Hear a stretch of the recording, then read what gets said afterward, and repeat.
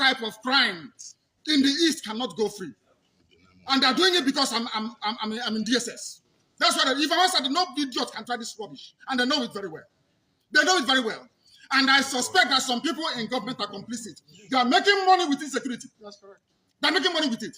They know now the can is outside. In 2 minutes, this nonsense will stop. Who is the idiot? Who is the bagger? That will speak when I'm talking. Who is the fool? Who is the idiot? I ask. That I give an order in the East and any idiot will counter it. Who is the bastard? I'm asking you. So, nobody can. Sir, are you I'm not the can. Who is the idiot? Rubbish. No, don't.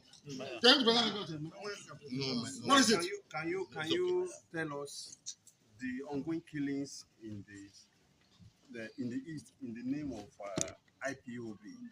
What is your stand on that? Anybody involved in any form